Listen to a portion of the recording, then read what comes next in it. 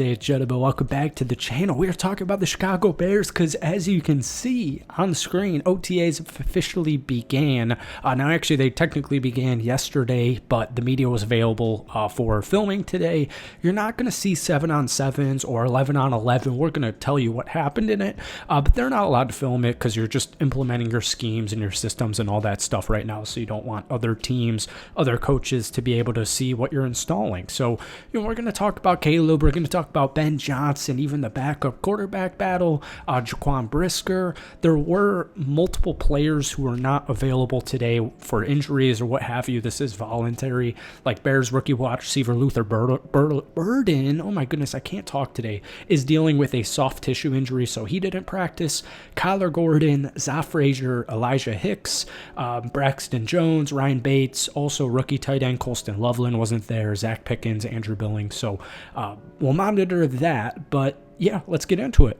All right, so obviously the guy on the screen here is Caleb Williams, and he's just throwing some footballs here. The rumor mill, everything, all the Bears media, journalists, beat writers, everybody who was there today said that Ben Johnson is super intense. He screamed at like Cole Kmet for appearing to line up incorrectly. But speaking of Caleb, everybody's kind of saying the same thing, which it's just literally day 2 of OTAs for the Chicago Bears, so nobody really cares. Or sounded a little weird, but it's not a big deal in any way, shape, or form. I'm sure you guys saw Drake made through 4 picks yesterday in their second day of OTAs. I think Trevor Lawrence threw 3 or 4 or 2 the first day of OTAs for them. So it's just OTAs.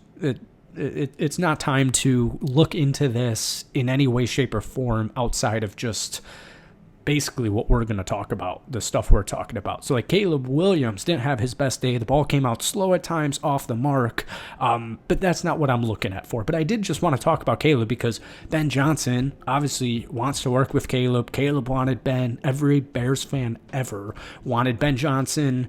Every NFL fan was shocked when it actually happened. Everybody is talking, rightfully so, about this pairing of head coach and starting quarterback. And so let's get into actually Ben Johnson because the vibe is completely shifted in Chicago for the better. Right. So I don't know.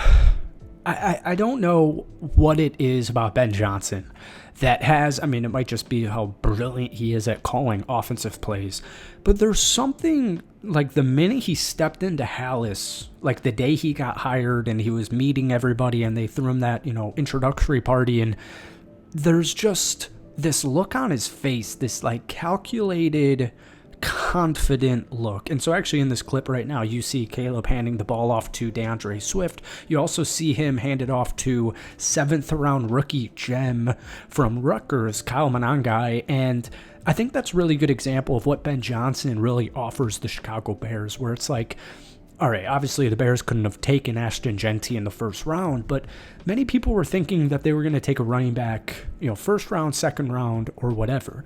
Now, they already had DeAndre Swift on the roster, but some people were, kind of trying to link all right, well, DeAndre used to play for the Detroit Lions, and Ben Johnson was the offensive coordinator, and they traded him. So, he's not going to want DeAndre Swift. Well, DeAndre just had honestly a down season. And even before that, he came off a career year with Philly, just 1 season with Philadelphia Eagles. I still think there's a lot there. I still think there's a lot potential and talent that has not been extracted from DeAndre Swift. And then you also have Rashawn Johnson, and now you have your kind of fun, fast, big-time player in your back pocket in Kyle Monangai. So I know Bears fans are absolutely amped up about Kyle. I am too. You watch the film, you just watch some of these highlights. The dude is fast. It's a really cool story, and the whole franchise, or I should say the whole fan base is really kind of uniting behind Kyle Monangai as being the gem, the steal of the Chicago Bears draft. So I wanted to throw that in there. There he is, number 25. But let's keep it moving. Number 9. Yeah, Jaquan Brisker back in action here. The Chicago Bears had a lot of moving parts, specifically on their offensive line and their defensive line with guys like, Dio, Grady Jarrett, the 3 offensive linemen from free agency. But the secondary this time last season, in my opinion, was the most slept-on secondary in the entire National Football League. And unfortunately, last year, mainly due to injuries, it just didn't end up happening, right? But on paper, this secondary is loaded. It's littered with studs. And you got Tyreek Stevenson, you got Kevin Byard, Jalen Johnson, Kyler Gordon. I mean, if these are your 3 starting cornerbacks, Tyreek Stevenson, Jalen Johnson, and Kyler Gordon, that's very damn good. And the safety room is Jaquan Brisker and Kevin Byard. Now, they picked up Kevin Byard this time last year from the Philadelphia Eagles, and Jaquan Brisker out of Penn State is, when he got drafted, man, I used to compare him to Ed Reed, and it had nothing to do even really with the way they played. I was just a kid in college who had a Chicago Bears channel, and watched Jaquan Brisker play at Penn State, and I was like, this guy kind of feels like he's going to be Ed Reed for the Chicago Bears. And, that hasn't happened quite yet. But the big thing with Jaquan is just staying healthy and being on that field. And even just looking at this depth chart here behind these guys, you got Zoff Frazier, Josh Blackwell, Elijah Hicks, Jonathan Owens, Terrell Smith. It's a really good group. And, there's just been so much emphasis on, the new head coach and Ben Johnson, all these rookies, the defensive line moves, the offensive line moves. And just seeing Jaquan Brisker back out here has me very excited. So I wanted to throw that in here. But let's actually get to a new addition for this Bears defense. All right, this is, as you can see, this is just Grady Jarrett. This is just Grady Jarrett talking. Actually, in this clip, he's talking about Trevon Dexter, and he says, the screen grab here was, I think he has a really high ceiling, and I agree with you. The thing is this. Grady Jarrett's one of those guys. I've been covering the NFL for only like 3 seasons now. I always get super excited about the Atlanta Falcons in the offseason because I'm thinking, like, on paper, this is a solid roster, right? And their defense, the Falcons' defense has had a couple of studs, but for the most part, they've struggled with consistency.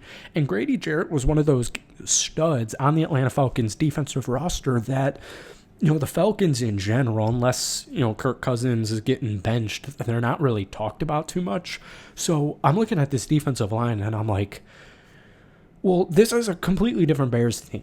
So you have Montez Sweat and you have Trevon Dexter still, but now you've got Grady Jarrett next to Dexter. You've got Dayo Odebango on the opposite side of Montez Sweat. You also still have Austin Booker, Shamar Turner, the rookie. You still have Daniel Hardy, Andrew Billings.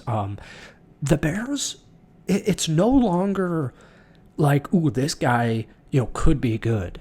I like this move, and here's why I think he could have a good season. It's more of like, okay, they've got clear proven studs, Montez Sweat, Grady Jarrett, right, et cetera, et cetera. And then even behind them, it's not like, oh, who the hell is that? Who the hell is their backup defensive tackle? Who's their 4th edge rusher? It's like, oh, wow, this is a complete team from the bottom up. So, folks, I think that's all the clips we really have from OTAs today. And, at this point, I'm just rambling. So I hope you enjoyed it. Hit that like button, hit that sub button if you guys haven't already. But, yeah, we cover the Chicago Bears every single day and the NFL every single day. So let me know. Give me an excited level for this Bears team. 1 out of 10, 10 being overly excited. And thank you for watching. Hit that like button, hit that sub button, and we'll see you soon. Peace.